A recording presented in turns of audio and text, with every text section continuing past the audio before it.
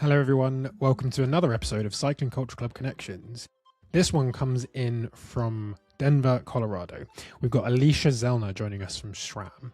So Alisha looks after SRAM's community program, which Cycling Culture Club has been accepted into for the 2026 and 2027 seasons, which is a huge honor. What that basically means is they fund some of our initiatives. They help make stuff like this happen. They help bring people to races and give riders opportunities that I wouldn't be able to facilitate on my own. So big thanks to SRAM.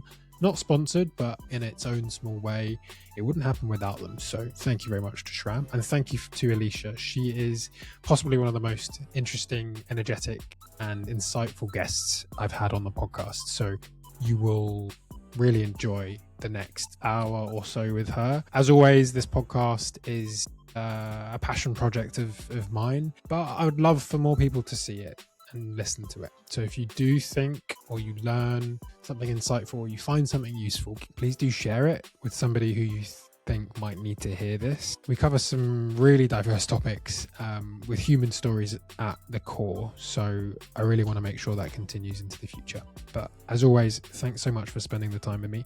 Drop me some feedback, get in touch if you'd like to be on, or if you've got a good guest I should speak to. Without further ado, we'll dive into it. Cheers. Alisha, hey, how are you? I am wonderful. How are you, Miles? I'm very good, thank you. Very good. I got to speak to you twice in 2 weeks. It's quite a pleasure. Listen, it's always a good day when I get to connect with the community. So I'll take as many times as you want in the following 2 weeks. Okay, you're going to regret saying that. I bet I will. It's one-on-one season, so I bet I will. So Alisha, I guess some of the listeners might understand who you are and know of you, maybe even be in contact with you. I know we've had people that you're connected with on the podcast before, but for those listeners who don't know you and what you do, could you give them a quick introduction? Who is Alisha Zellner? Sure. My name is Alisha, and I am based out of SRAM's Colorado Springs office, and I am the sole community specialist for the company. So my role really surrounds working to get more underserved and underrepresented populations into cycling through a grant program that I designed after I did my thesis study on the underrepresented cyclist. That's great. I didn't actually know that you designed it. So that is, that's something we'll have to dig into a little bit later, won't it? I'd love to understand what that methodology looks like. I'd imagine it's pretty complex. I mean, not so much when you are like at the very like top level, doing top level research, not really diving a little bit further into more, quantitative. We deal with a lot of qualitative stuff. So a lot of focus groups and interviews, and then trying to digest themes, and then how to take those themes and set them into action. Very cool. Okay. So is that fair to say that that SRAM created this role, brought you into it solely out of a goal to boost representation in cycling? Absolutely. I think it is important to note that like SRAM was very much doing this type of work long before I ever came along, mostly in the realm of gender equity, getting more women into the sport of cycling. And Ken, our CEO, will say one of the biggest things that 2020 taught the business was that they were missing so many more populations of people. And so they created back then what they called the Right Initiative. They basically, out of that initiative came the community program. And so I was brought in about 2 years into the work that they were trying to do to figure out how to make this program function, and then given full reins to basically reimagine it, and then obviously have the program we have today. Great. I mean, for those of you that don't know, Cycling Culture Club was accepted into the community program this year, which is one of the great honors of my professional life so far. Really, really pleased to be part of this amazing group of people. Most people listening though won't know what the SRAM community program is, and therefore, by extension, what you and your role does and looks after. Could you give us a quick overview as to what you do and how it came about and what it looks like in, I think it's its third year. Is that right? Oh my goodness. I think we're rounding into its fourth year, but third year of the iteration of what the program looks like today. And I feel like if we were to just look at like a simple scale of things, you have the world-class top racers, up there at the top.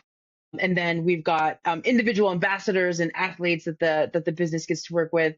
And then community kind of sits at the same level. I don't work with individuals per se. I work with organizations, groups, projects. So I basically work with like the bundle of people that are working to do this really, really, really great work.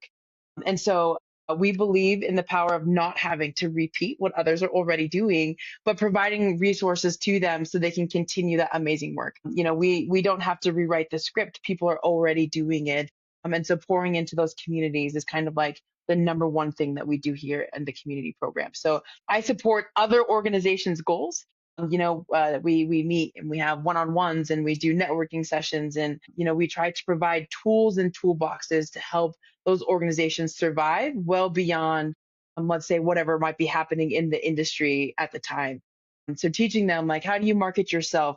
How do you recruit volunteers? How do you look for other grants or funding opportunities outside of just fundraising or doing a raffle or reaching out to other brands in the business? And it's an immersive program. It is not just a like, hey, here's some funding, we'll check in with you at the end of the year, and hope that you've achieved all your goals. It's really an opportunity for us to build a true partnership versus a sponsorship. I love that. I get the feeling you've maybe delivered that a few times. That was very, very succinct and very polished. But no, I can attest to that. We're at the beginning of our relationship together, and we met end of last year, and we've had our first one-to-one last week. And yeah, I guess having worked in the industry for a long time, I've never been this close to a brand who are so invested in what we do as a project or initiative in such an authentic way that I've been genuinely shocked by what you're willing to put into as a brand. And it's really great to see. But it also, I guess, it highlights for me how little other brands do. And we're not here to talk about other brands, don't worry, I won't go off on that tangent. But it strikes me that the bar that you guys set is something that the whole industry could look at and maybe learn something from. Have you had any experience, any feedback from other industry colleagues doing similar things or trying to do similar things or failing to do similar things? I've definitely had people reach out, especially other brands that might have grant programs, and they ask, well, how do you keep your community so invested? Like, how do you get folks to continue to meet with you? Simply because a lot of people do just kind of want the money. They want to run off and go do the things and then, maybe provide an end of year report. And I said, well, one, that's a part of the expectation when you come into the program is, I want to help you. Like, I want to be a part of what you're doing. SRAM wants to be a part of what you're doing, and not just a label you may throw on a jersey or on a website. And truthfully, in our application process, we say that we want to partner with people who are looking for this level of support and who want this level of involvement from a brand. And I think that in the last 3 years that we've operated in this way, it's worked out really, really well because the folks that have applied have truly wanted to go hand in hand together, and not kind of operate in a silo and hope that, they're getting it right. And in truth, I think they're what make this program so successful. And again, it stems from the initial work that was done through my study, and then the continual work that is done through end of year evaluations. I love the fact that because I run the program, I put in feedback in real time. So after the first year when a program was like, hey, we'd really love networking sessions. For those of us that can't connect at a SRAM sponsored event, we'd really love the opportunity to interface with each other. And so immediately in last year's program, we had quarterly networking sessions where the community could come together, and we had breakout rooms and people chatted via the audience that they were trying to connect with, or, via like, how are you getting your funding resources or your marketing materials, or, doing things like that. Again, like whatever the community is needing in that moment. And I just push a go button. The community said they needed it, and I'm like, go, let's, imagine what that looks like. And then we take the feedback from that year and then we reimagine it for the following year. And so this year we have biannual networking sessions that are a little bit longer so that folks have a little bit more time to connect with each other within a session. So again, like, it is truly a community program built by the community. And I think that's what makes it look so successful and what makes it look a lot different than some of the other programs that are out there. Yeah, amazing. And I can't help but wonder if that guiding principle of what you do as part of the community program comes from your genuine experience as a person, but also, you mentioned a few times, but the study that you worked on that preluded the community program. Are you able to talk a bit about that study and what it meant and how you got here? Absolutely. In order to talk about the study, I think it's important to talk about just like my journey with the community program. And when I got here, there was a system in place, but it was kind of enmeshed with our ambassador program. And so it looked very different than it does now, where it was more like a unicycle. Ambassador and community kind of operated under one wheel, and it was really enmeshed. And so the ambassador specialist and I really work to separate the programs into more of a tandem bicycle, where we definitely have ambassadors that have community programs, and then we have just community programs. And so we work hand in hand, but we do have two separate wheels. And that was kind of step one. But I don't have a traditional background in business. I don't have a traditional background working in corporate. I do not have a traditional background in the industry. And so I was like, I don't know how to reimagine this program. I came from law enforcement and mental health. And so I've never built a program before. And it just so happened that I was in my final year of my social work master's program, where we got to choose a capstone project. And so, with the help of People for Bikes and their BIPOC affinity group and many folks in the outdoor industry, I was able to do the underrepresented cyclist study, which really talked about how do we decipher the systems that are in place in cycling today that have made it kind of a not welcome and not a place where people feel like they belong. And how do we fix that? So, acknowledging outside systems, like here in the United States, we have a concept called redlining. And that's truthfully where the government in districts, when houses were being built, folks of diversity and minority communities were basically boxed out of being able to own property with good schools and with infrastructure like bike lanes and basketball courts and parks and things like that. And so we often find what we see are a lot of projects with the concrete jungles where there's not a whole lot of opportunity for outdoor recreation, and with that comes a lot of fear when it comes to outdoor recreation for folks of color, and a lot of myths that exist in that space. My favorite one growing up is Black people don't swim. Are you kidding me? I'm an absolute mermaid. I love swimming. And so the study really wanted to talk about and break down where some of these barriers have existed and why diversity doesn't exist in this sport. Like, I was astounded that so many folks don't even know who Major Taylor was, and just his impact that he's had in the sport. And so with doing that study, which was 8 months long, so I really have to give kudos to my team here at SRAM, who allowed me to kind of operate in this space of keeping the status quo going while we were trying to figure out where the program needed to go. And in the study, we asked really tough questions like, does it matter to you when you show up to an event and the brand staff look like you? AKA, as a woman of color, does it matter to me that I go to a tent at an expo and that there are other women of color? And absolutely, that matters to folks. What does true representation look like? And that was a really tough question for folks, because often we see the performative, like, oh, we'll just throw athletes of color in front of the screen and then there's some representation for you. But it gets to something deeper of who's behind the camera, who's helping to produce things, who are leadership sitting in positions of power to make some of these things happen. Like, representation is more than just the images you see on the screen. And we asked a lot of those tough questions, and whether or not it matters to folks that when they come to a brand's website that they talk about the work that they're doing. Or should it be something that they just altruistically are doing? And folks were like, no, we need to know. Like, how do we know if a brand's trustworthy if you're not talking about that work? And there are ways to talk about it authentically by allowing your community to tell that story, so that they know, like, hey, you're doing the work, and the communities know that you're doing the work, and thus they then want to work with you in stuff like what we're doing now. And so the study was really amazing in terms of deciphering these themes, but we took it one step further. We didn't just talk to the communities and talk to folks through interviews and focus groups. I then took the themes that emerged from that, and then I brought it to a group of SRAMmies. Everybody from marketing to engineers to folks that stood in HR. And then I said, hey, here are these themes that came up from here. How do we then funnel these into SRAM's everyday values, into our corporate, protocols and policy and what we're trying to do out there? How do we make it flow all throughout SRAM and not necessarily just in this community area?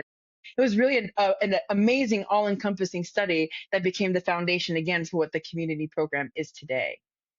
That was a lot. That was a lot, but really interesting. Really interesting. I've got so many questions, so I'm just going to have to try and prioritize. I guess my first one is was a study ever published in a public-facing, consumer-facing manner? It was not yet anyways, I should say. The professor and I were going to be working on trying to basically how you enter things into a journal to be able to get published. And I zoomed right into getting the program off the ground. So my hope is still to be able to condense it, because as it stands today, the study is like 67 pages long, but to be able to shorten it into a more digestible format so that it can be out there in the world and folks can be able to read the amazing work we're doing. Totally. I mean, I really want to read it, really want to get my hands on it, even if it is 67 pages, because I think there's a huge amount of learnings, not just from how the industry can work together and can do things differently, but also I think from my perspective, I'm forever curious about how cycling culture and diversity intersect in different places. For me here in the UK versus some of our contributors in Europe versus yourself in the US, we're all going to have a very different experience. And I'm intrigued as to, how that study shines a light on the US specific experience, assuming it was US focused. Yes, it was US specific focused, and what's amazing is that you have been part of the push to see how this program expands more globally. We've majority had programs from North America previously, but I'm excited to say that this year we have 16 global partners. And it really was actually a beautiful way of like how brands come back to the table and rework things. So, I was able to work with our EU, our European and APAC region marketing teams to kind of talk about like language of our applications, translating it into other languages so that folks can really be able to come to the table and hope that it resonates with them. I was really surprised to learn that like in France, talking about race is something that is really frowned upon. And so some of the demographic questions that we had inside the application were removed and reworded to kind of ask the question, but not ask the question, if you will. And it really takes looking at things through a much larger cultural lens. Because again, I am from America. I don't have much, I have a lot of exposure just from my travels, but I don't necessarily, I've never lived in other countries and I don't know the experiences in diversity in other countries. And so it was incredible to work with folks from other countries to then build, again, continue evolving that program to work with more people. Brilliant. No, I think yeah, we'll come back to this because I think there's something in how we share some of the learnings from that, and I'm sure we could do something together when you're ready to publish something publicly facing. I think what's really interesting, one of the key takeaways from listening to you speak about it, is just how brands do talk about their commitment to diversity, and I think SRAM is one of the best. But I've had more conversations than you could count with brands who feel uncomfortable or are not quite sure how to approach it, or downright refuse to tackle it because they don't want to risk the backlash or any number of other excuses ultimately. Not to say that they aren't valid, but I think the part of what I'm trying to do is be, I guess, a bit of a confidant and look at actually, what are the ways that we can work as Cycling Culture Club now with the industry to make people a bit braver and a bit more comfortable to talk about what they're doing and earn their commitments. If they're going to commit some time to it, why not talk about it? And if you're not comfortable talking about it, how do we make it so you're comfortable? Would you have any advice to brands or marketeers or industry heads who might be listening to taking the first step? Man, I feel like this is a very layered and sometimes complicated question. Just as like a woman of color, I've often felt like when people approach me to ask this very question, it's almost like the weight of the entire community then rests on my shoulders, and I'm like, whoa, I can't speak for the entire community. I can only speak to my experiences. However, I will always say that one of the best things SRAM ever did was hire me, not just from my educational background, but because I am a woman of color. And so when you put someone with similar experiences into the role, then you're able to connect with more audiences. And that was a part of the study too, is like, more people of color, more women in leadership roles, then you're going to have the voices you need to be able to do this work right. And so if you're a brand looking around at your leadership team, looking around at your board, and you all look the same, it's probably time for some people to step down, for people to move in. And that's to me often the very first step, which is the hardest thing for a lot of people to do. They want to hold on to power. They've worked really hard to get into positions of power that they're in, but often that then blocks out an entire population of people from being able to reach in the same space. And again, I say, if you continue fishing from the same pond, you're going to run out of fish in that pond. And so being able to diversify said ponds is going to give you so many people that you're going to be able to connect with. And so when brands are just beginning to do this work, getting more people into positions of power that are diverse is huge. To asking again, I always say the easiest thing I ever did was ask the community what they wanted and then did that thing. I didn't try to change it. I didn't try to make it fit the brand. I did the thing for the community the way the community asked me to. And then everything else really fell into place. And I think that that's such a simple formula. We come from, at least in North America, we come from a very top down strategic realm in which we look to leadership to give us a plan, and then it trickles down to where obviously you've got, those line level workers who are then putting everything to action. But the fault comes when you don't then ask line level leaders what's working and what's not, and then making sure that we're putting that into place, because people at the top have had amazing ideas, but then the execution of it sometimes falls short because they didn't get all the answers along the way. And just in my experience in law enforcement, I felt like that was huge. We got a lot of barks coming from top down, but nobody ever asked us as officers on the street what worked well. Instead, we just ended up with more gizmos and gadgets to carry on our person, and not really effective tools to work with the community the way the community was being asked of us. And so, yeah, I think complicated, but not too difficult. Complicated, sure, but I mean, perfectly explained, a layered system and a pretty actionable first step, right? Look internally and understand what people need on the ground as much as in the middle, as much as at the top. I think you've articulated that brilliantly. And, as a senior leader in the business where I work, part of what we look at is, if we're going to bring in anything, how does it affect those who actually use it? And we've not always got that right, but generally I think we're open to it, and I think more brands could, as you say, look internally and self-scrutinize and be honest and say, are we capable of making this change with the people in the room as it stands right now? And that's often quite a difficult starting point, because it's not a straightforward solve. It's quite vulnerable. So yeah, I guess encourage brands to do that and see where they come from it. You've given me a really nice segue, I guess, back to you. We've sort of headed off on a really yellow brick road into SRAM and corporate culture and stuff, which I think is really interesting. But I'd love to sort of take it back to you and think about, all of the interesting and diverse things that you've done with your career up until this point. When we were talking last week, we touched on a few of them, and there's various sources online that dive into, some of the things that you've got up to in your professional career. But I guess in your own words, tell me about some of the favorite moments in your career so far, and I guess your career stepping stones to leading you to head of community at SRAM.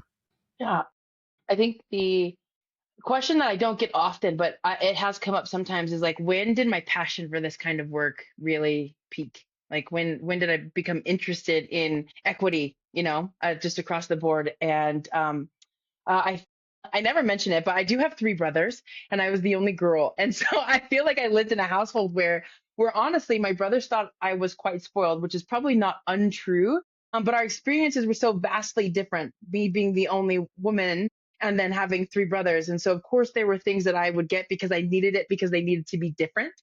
But it wasn't that I was getting more of anything that they necessarily didn't have. But a big peaking moment for me, in terms of equity, was in high school. It started off as a big old joke in the fans my junior year, watching football. And we were joking about the team and how I could go down there and play better football. And by football, I mean American football and not soccer, or football as you all call it. And I like being challenged. And so while it started off as a joke in the stands, I was like, man, I think I could really go out there and play men's varsity football.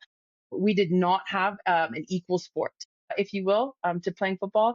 The United States still really doesn't really have an equal sport to women in this realm, if you will. And so I set off with a year to kind of train, figure out what I needed to know about football, and then do tryouts, and then hopefully make the team. And I was met with all kinds of mixtures of emotions. I was definitely met with teammates who were so willing to teach me everything I needed to know going into that season. And I was also met with the teammates that were not really interested in having a woman come out and shake up what they'd already had going, and the camaraderie that they'd already built over having played together their freshman year, junior year, et cetera. And so I played soccer for the first time. I did play soccer as a goalie to build up stamina, because all they do out there is run. They do a lot of running. And so we do a lot of running in football as well. And then I had some captains of the football team take me under their arm that summer, and I learned how to read plays, both offensive and defensively. I weight training, because man, I didn't do any of that prior to that. And then of course tryouts came and I made the team. And that was such an incredible experience, because I really, really earned it. It wasn't just handed to me as the first female to play.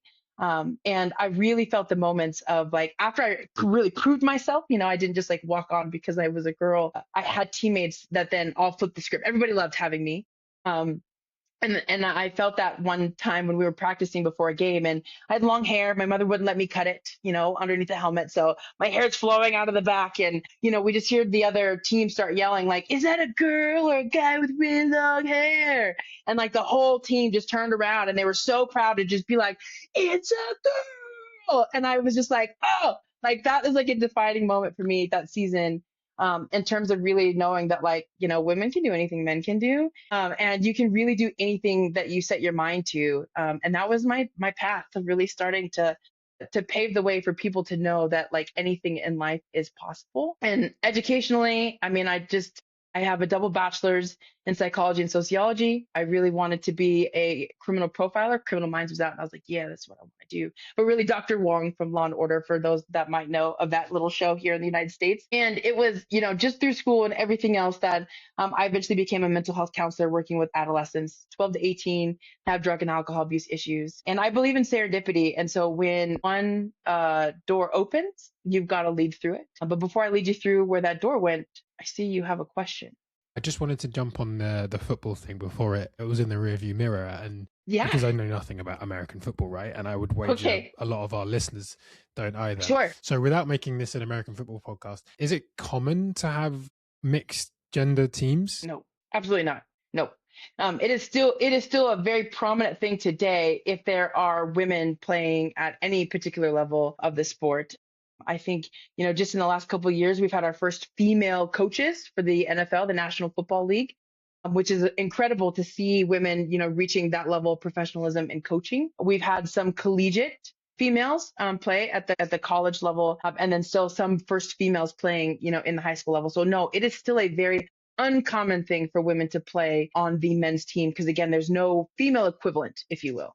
Sure. And I know you're based in Colorado now. Did you grow up there? I did. I was born and raised actually right in the hometown where my SRAM office is located.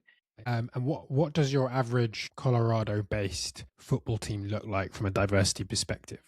It's actually hugely diverse. I give credit to the fact that I know it's people hear of Colorado Springs and they actually think pretty conservative.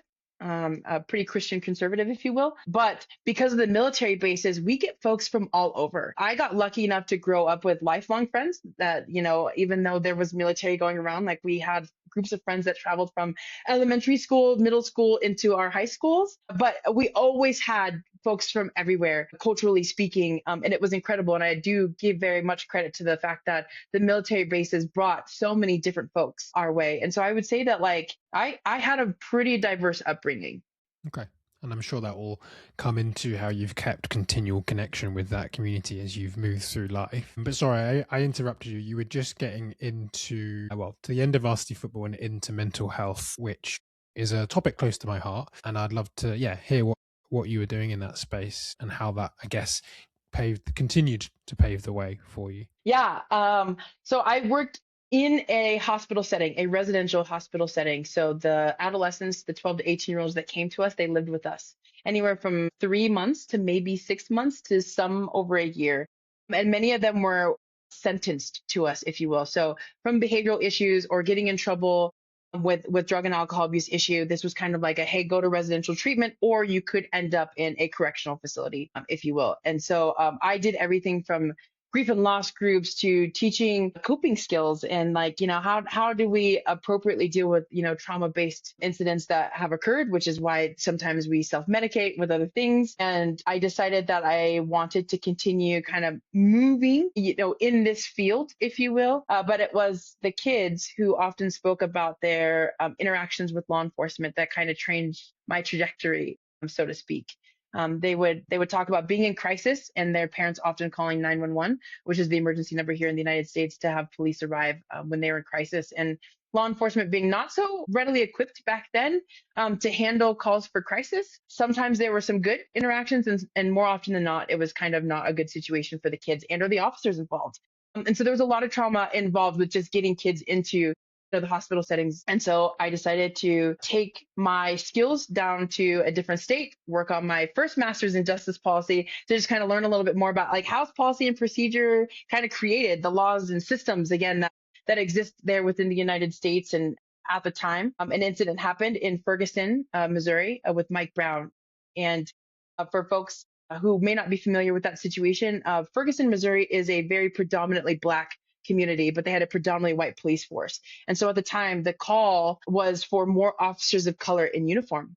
And I decided to take that call again because of the kids, because of what I was learning in school, and because I said to myself, hey, I'm a woman of color. I can be in uniform. And if I have this really unique skill set inside of a hospital system helping folks in crisis, can I do it on the front line, helping folks before they even may have to get to a hospital system or a correctional facility or anything along those lines? And so I became a police officer in, goodness gracious, 2015. I was like, what year was that? Okay, that's 2015. really interesting. So, from a desire to get ahead of the process and maybe make a difference earlier in somebody's journey, you ended up in law enforcement. I think that's super interesting because that shows, a real intrinsic need for you to make a difference, which I think rings true with what I know about you and what you're doing now. So, yeah, I guess we're starting to see, how that pathway leads onwards. I guess I'm super interested in the synergies between, maybe not synergies, maybe contradiction, so we say, of being a person of color in law enforcement in the current and certainly recent historical political climate. What was it like straddling both of those identities? It was probably one of the hardest things I've ever done in my life. And before we even added a uniform to it, as a biracial individual, I already struggled with feeling not enough in my own skin, not being enough for the Black community, not being enough for the white community, and always constantly feeling this like not enoughness. I don't know how to describe that any better. Always feeling othered, never having a category, always feeling at odds. I mean, it's, in the United States, we have a very torrid history already with, folks of color. And so it is often, I tell people, when you're in the skin of the oppressed and the oppressor, like how do you heal those generational traumas? We've got literally in my ancestry know that I am descended from the slave master and the slave. And that is a lot already. And so when you add another system that has a torrid history, for those that don't know the history of law enforcement in America, they very much started off as slave patrols. And so here you add a woman of color in a uniform. And often I got to ask that question a lot. Like, how do you reconcile being a woman and a woman of color in the oppressor or the blue uniform or in a law enforcement uniform? And I was constantly at odds.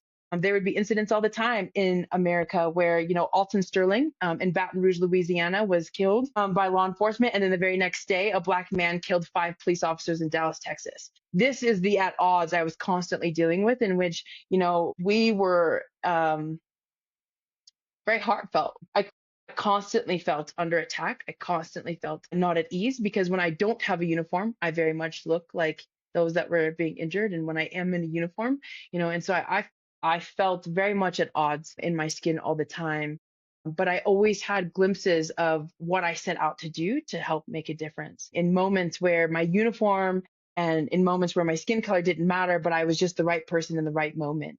But I have dealt with a lifetime of kind of being at odds, if you will, in the skin and the positions that I have been in.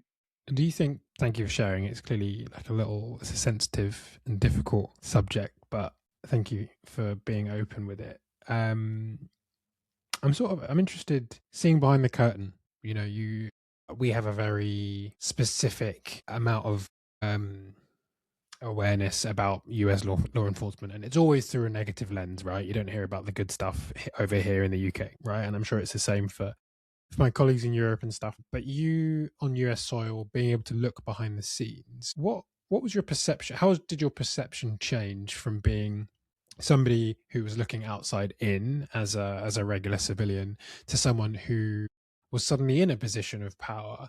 Did you feel differently about the police? The same? Or how was that shift? I think that it gave me a broader scope, a bigger lens to look within. I definitely have a lot of respect for law enforcement. I still do to this day. The work that they do, the training that they go through, and the situations that they are faced with, I don't wish that upon anybody. And I think that it gave me a lens to look at a lot of incidents that were happening in the United States to be able to view it from a bunch of different places. And I think that that's rare. Not everybody kind of gets that inside look into that perspective. And so I could have conversations with folks about like, hey, there is this piece where like, yes, there is training. And even if the training was universal across the board for everybody, what makes it different is the person in the uniform and how we're all going to react to a different situation. And so really being able to slow things down. We talk often about we call it not Monday morning quarterbacking, another football reference, if you will. But basically what that means is, you don't know what you're going to do until you're actually in the situation yourself. And so we can talk a lot about what we see, but nobody really knows how they're going to react until they're in it. And we can talk about that across the spectrum, even in mental health. We can talk about folks with mental health disorders until, we're blue in the face, but until you've experienced one, you might not know the darkness that really lives within, or the choices and decisions that people made in their final moments, or whatever it might be. And so I think that becoming a police officer gave me a greater respect for the folks that are out there really trying to make a difference in law enforcement, really trying to be the change and trying to change the systems within by being solid folks that care about people and really wanting to make the difference. And even when people are faced with some of their toughest moments, still bringing that human perspective there and knowing that together we're all in this terrible situation, but together you can make that situation and the outcome of it different than if we were faced with something. Yeah, completely. That opening of perspective, I feel, is what I imagined you'd say, but the ability to see through several different lenses, I think, is, well, no doubt it's embellished you as a person and given you a greater understanding of the power of change and what being part of it can really do. So I guess fast forward a few years and, we're getting into like murky and tragic years in the history of law enforcement in America when we think about timelines. So, let's talk about George Floyd, not because I want to spend time talking about such a tragedy, but because I think from what I can tell, it led you to your police unity tour, and ultimately that was a key paving stone on your journey. So yeah, let's spend a moment on George Floyd. Where were you and how, what stage of life were you in when that tragically occurred? Yeah. So I had, before George Floyd, so 2 weeks before George Floyd, I had just finished the Police Unity Tour. And for those that don't know, the Police Unity Tour is a 250-mile bike ride. Our chapter did it from New Jersey to DC, but of course, COVID happened. So it canceled all of the in-person riding to Washington, D.C., but it's to honor officers that were killed in the line of duty. And if we even just fast forward, or I guess rewind a little bit from that, I've always been an athlete. I mean, we talked about my football career, later went on to, I was a big runner for about 13 years and everything up to the marathon. I started doing sprint triathlons, which is what brought me to the bicycle. And then I really fell in love with the bicycle. And I was accepted into the Police Unity Tour in the fall of 2019. 2019 is actually a pretty torrid time in my law enforcement career. Just internally dealing with things within my own department. So not even external factors, things internally that almost took my life. And the bicycle was a place where I was finding healing. And I wanted to help find healing for folks that, again, lost their lives in a tragic way. And so I found the Police Unity Tour and started training on the bicycle. And COVID, of course, shut it down. And so I decided that I would still do the 250 miles just at home in Fort Collins, Colorado, riding on the paved trails and by myself and in solitude, and just thinking about what the ride would have been like had we done it in person that year. And then 2 weeks later, George Floyd was murdered by law enforcement. And what a lot of folks won't know is that I was actually just getting ready to go in for my second wrist surgery after falling down a flight of stairs on duty a year prior. And so I was already in a little bit of turmoil, healing, from the surgery when I heard about George Floyd. And I, again, felt very much at odds being a Black woman in a blue uniform and unable to protest and rally with folks, even when I was in uniform, because it's very much important that we remain neutral. I need people to trust that when I come to a scene, I don't have any particular opinion one way or the other. I'm here to just kind of get the story. I'm here to help. And I really wanted to be able to do something. And so in my head, I thought, hey, if I was able to ride my bike in honor of fallen officers, can I ride my bike in honor of Black Americans who have been fighting for racial justice for over 400 years? I approached the chief of police. He said yes. There were obviously a lot of other caveats that had to be in place to be able to do that, but I launched Bike Ride for Black Lives that same July. So George Floyd was in May. Bike Ride for Black Lives was in July. And it was a month where I said I'm going to ride 400 miles for the 400-year fight for racial justice here in the United States. And I was like, well, if you break that down, that's roughly 12 miles a day. I would love for one of those 12-mile days to be in community. For me to get the community together to ride, whoever wants to ride with me, whoever wants to take this challenge on. And then there was also a fundraising component to, again, give back to organizations already doing the work. Because why replicate that process? And you can imagine that an officer wanting to ride their bike for Black lives was a really big deal at the time. And so the story really picked up a lot of attention. And I was really, really excited because I got a lot of messaging actually from other Black first responders who hadn't seen representation from themselves, who also felt at turmoil with being in a uniform but having to remain neutral, and finding that the bike ride was a neutral space that they could be in to kind of have tough conversations, but also be free to be themselves and know that they were in company with other people that were also struggling with this internal dialogue and debate. And we had roughly over 250 people show up to that ride that day to ride in solidarity with me and to have those tough conversations. And that ride in that community saved my life. 250 people. It's a lot. It's huge. And I can only imagine the emotion that you covered as a group, across those various rides, because it was a really raw time for people of color. And yeah, I can imagine there was a lot of hurt, but also a lot of love and community and connection and rediscovery. And the bike is, as always, a facilitator of beautiful conversations. Okay, so that in that year you ran that ride, you completed your month, your 12 miles a day. Yeah. I mean, I think I ended the month at like 564 miles. Like I blew my miles way out of the water because riding with the community, and I had folks every day who helped me break challenges and who wanted to ride with me and have conversations. And so, I rode every single day that month, and we blew it out of the water, and that ended, but that's not where the work ended. I was able to then link up with the Ride for Racial Justice crew, who also had started in Denver, Colorado. I had someone message me and they're like, "Hey, you've got to go catch their Boulder ride. They're doing a very similar work." And I had to go down to meet the co-founders, Neil Henderson, who's an Olympic coach, and Marcus Robinson. And they are Neil is a white man, just being a Black man, and obviously we had Ahmaud Arbery also, pass away while running. And so being Black and being sporty and doing things outdoors became a very scary thing for Black Americans during this time. And so Neil called up Marcus and was like, "Hey, how are you doing?" And Marcus, having raced in the 70s and, being around in a long time, felt very fearful to ride his bike.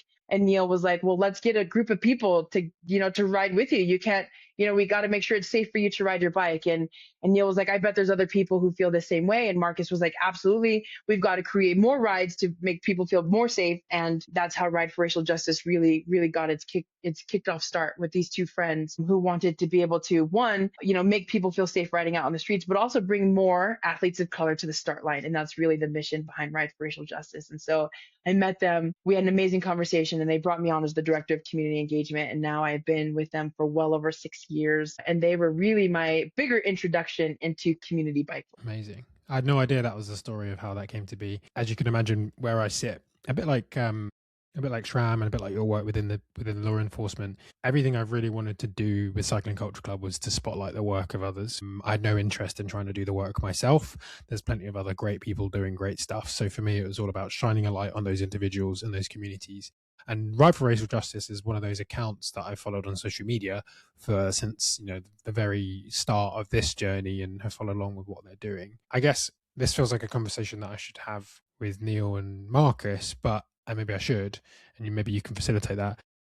Always. But equally, how are you involved at the moment? What do you still do with them? And I guess just really quickly, like, what are their cornerstone events or community engagement tools that they're doing at the moment? Yeah, absolutely. Every year they do a Juneteenth ride. That's kind of their big staple. That's how they started. Their very first ride was on Juneteenth.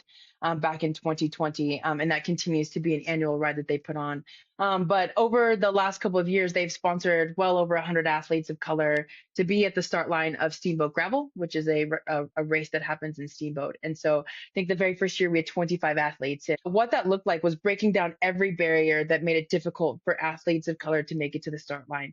So not only did Neil coach them for 8 months prior to Steamboat, we had a partnership with Wahoo at the time that helped provided GPS computers, and Neil provided the training plan. We brought folks in, and we had monthly meetings, and so we brought different folks in to help teach them about nutrition and like how do you fuel yourself while you're on the bike, but also build community on these monthly calls with the athletes, so that when they arrived in Steamboat, they didn't feel like they were just kind of like getting their bearings. And we paid for their travel out, we paid for their stay, we gave them a food stipend. We gave them the kit so they could feel matching like a true team while they were out there. And again, really tried to erase as many barriers as we possibly could to get folks to the start line. And so that first year, I believe it was only 20. And then we went to 25, and then we went to 30. And, we continued to grow it in that space. And now it's looked a little bit different where we have been pouring back into our alumni. And because our ask was for them to then take what they learned from RFRJ and pour it back into their communities. And so then again, RFRJ pouring resources back into folks creating organizations in their communities, doing amazing things. And so just this past weekend, Mid-South happened, which is in Stillwater, Oklahoma. And so Ride for Racial Justice had a crew of alumni riders out there, just bringing again the spirit of getting folks of color to the start line, and being in community with each other. And so I continue to pour into the organization in that way. And Ride for Racial Justice is a part of the community program, but not through any work of me, but because of the exposure they've had with the brand teams, and how much the brands have really appreciated seeing what RFRJ can do at the start line of a race. Amazing. This is exactly what I mean. Like, there's so many amazing communities with great people doing incredible work. There's almost too many to fathom, and that is a wonderful place to be in a lot of ways, because that's what the world needs. No one person can do it all. No one community can do it all. No one can be everywhere. Are Marcus and Neil still at the helm? Yes, they are still at the helm. And I think, in fact, I mean, really at the helm. Like Neil took 10th, I think, or somewhere in the top 10 at Mid-South. And then Marcus and Ruben, another board member, they were riding along with everybody else. But yes, they are still at the helm of the organization today. Okay, wonderful. So your involvement with them, I guess, was the direct slingshot into... No, well, kind of, a little bit. I attended SBT Gravel with Ride for Racial Justice, but as a board member the first year, but I did get to ride it. And the Ride for Racial Justice tent happened to be right next to the SRAM tent in the expo. And I had folks at SRAM kind of lean over and be like, we've got this community specialist position open. We think you should apply for it. And at the time, I was 8 years into my law enforcement career, ready to make a change, had met my now wife, ready to move to Denver. And I was like, you know what, I'll give it a go.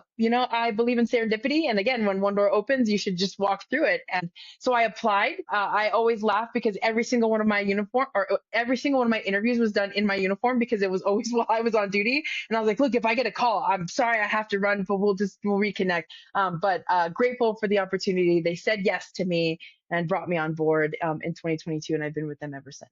Okay, so 4 years, or almost 4 years at the helm for you. How did it begin?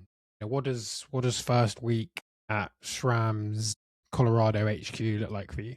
Well, that was actually a really hectic week because we were moving into the new office, and so I came into a bit of chaos. They were like packing everything up and getting ready to just move, around the corner to the new office. But really, it was a lot of smiles. It was a lot of meeting folks, just getting to know a little bit about what happens in the Colorado Springs office, because each HQ actually has a little bit of something different, where different teams are housed. It was a lot of riding bikes with people. And it was just a lot of observing. It was just kind of like what do they do here? How can I be of assistance? Because again, I did not know much of the bike industry. I didn't even know much of my bike. I thankfully had been a Trek ambassador for a short amount of time. And I did a short little YouTube series called Learning with Alisha, because I was like, look, I need to know all the things. How do I change a tire? How do I teach, basically how do folks learn alongside me? And not only like with someone that looks like them, but also a mechanic of color.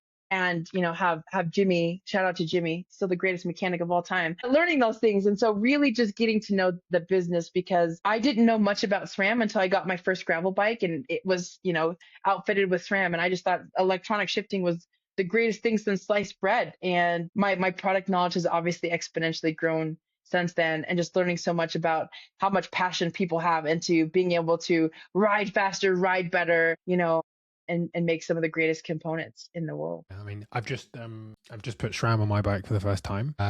Hasn't even been ridden yet, so I'm looking forward to giving that its maiden voyage. Do you feel like it was a baptism of fire for you stepping into the cycling industry, or did it feel like home immediately? Nope, absolutely a baptism. And I think some of it had to do with the fact that this was a non-traditional bike industry role, and I think a lot of people didn't know what to expect, and didn't really know. They guided me as much as they could, and they gave me comfortable boundaries to kind of bump up against to see where the cards may fall. I actually started on a team of three when I started in 2022, and now it's currently just me. And pretty quickly within the first 5 months of being with SRAM, it turned into just me. And I definitely feel like it was just kind of being thrown in there. Again, Alisha, you get to reimagine, but it's like, oh, what are the tools I need to be able to do that? And just so grateful that I happened to be in school at the time, and then was able to utilize, a breadth of tools in my toolbox to be able to make it happen. I mean, I think that comes down to some of your experience, right? I think you, you couldn't be a better person for the job, really, because you're, we've talked a lot about this pathway, and I'm imagining this yellow brick road for you, but it feels like you've perfectly jumped between, unintentionally in some ways, but intentionally in other ways, between skill sets that have led you to where you are now, to the point where you are this wonderful concoction of every professional experience so far, and non-professional as well. And that, I think, is part of the reason why you're brilliant at your job. Now, not to blow smoke, because you don't need that. You can blow it. You can blow it. You take it. We'll take it over visual. But I do think what you've managed to do, and what the energy you bring to every single conversation, is part of the reason that this community program thrives in the way that it does. And I'm really interested in how someone maintains that energy. It's given a lot to others like myself and others in the community program, amongst other people within the SRAM universe. And you mentioned it earlier, and it stuck with me, but like this idea that you can become this person holding up this ceiling of diversity because it's your own lived experience. You almost become responsible for it. You know what I mean? And I wonder how you hold that, and what your coping mechanisms are to ensure that you can always bring your authentic self, but also bring the energy required without it becoming burdensome. Yeah, I will say that I have never done it well. I've never done it well. And I would say, even as a mental health counselor, I think all of us as therapists and clinicians, we would say too, that while we preach coping skills and self-care to folks, we never do it well ourselves. Having a work-life balance was something I did not do well until a year ago. I would definitely say that being in regular therapy has been huge for me the past 3 years. My father passed in 2021, and I knew immediately I just needed to go into therapy finally. While I had been preaching therapy and talk therapy to folks for a long time, I really needed to be in it myself, and I really needed to find someone that could deal with all the things, first responder trauma, being a Black woman in law enforcement, and you name it, just someone who really got me. And I found an amazing therapist. That was number one. Number two, I think the greatest thing I ever did was meet my wife, who is also a clinician, and then who also knows just exactly what I need when I come home. And sometimes that's like an hour to myself after I've been on for people all day, but making sure that I turn on for, her as well. But now it's really something I learned in law enforcement, actually reading a book called Emotional Survival for the Law Enforcement Officer. And so several things happened there. One, they were like, don't lose your non-law enforcement friends, AKA hold on to the people you've had in your life always, because they've always been your foundational groundwork. And that's been huge for me. So my group of friends have been incredible. Two, always have new hobbies. Like cycling can't be my end all be all. And when you turn it into work, you can lose some of that passion you had and for some of the fun that it used to be. And so like I'm in a book club, I build Legos, I collect Disney pins, I do a lot of things, hiking, camping, outside of just being on the bike and being in the bike industry. And that's really huge to disconnect. My battery will always be charged being around people. And I have found now that I enjoy my quiet moments at home when I get to sit still and do some of these hobbies. And so I would say, one, it's okay if you're not doing it now, because we don't always get it right the first time, but that there's never a time that's too late to start taking care of yourself. Because as I tell everybody, like, how can I pour into you all if I'm not pouring into myself? And just a few years ago, I sat on a panel at Rome Fest and I cried as we were asking about burnout and how I felt and feeling the weight of the world. And so I have appreciated since then all of the communities that I pour into equally pouring back into me. And reminding me every day of the importance in my work and that I am making a difference in their lives and in their organization. Yeah, thank you. I think that there'll be someone listening where that really resonates, and maybe even, is a spur for someone to do something about their own burden. And yeah, I think that's really important for people to hear, and really grateful for your honesty. So I want to ask a final question. I didn't give you this one in advance because I never do. I like a from the hip answer. And that question is, if you were to give one piece of advice to someone thinking about getting into cycling or just getting into cycling that might encourage them to stay within cycling, what would it be? Mm.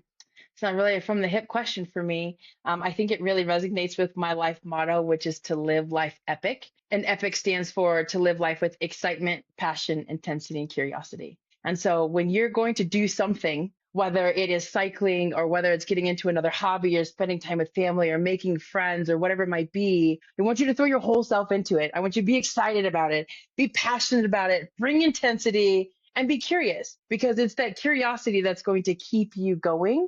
It's that curiosity that's going to show you the new things that are out there. It's going to bring different lenses and different light. It is the thing that fuels your excitement. It's the thing that fuels your passion. It's the thing that fuels your intensity. And so if I gave one piece of advice to everybody, no matter what it is in life, it's to live epic. I love that. It's almost like you plan that to be like a good soundbite, because I got it. I got it. I love it.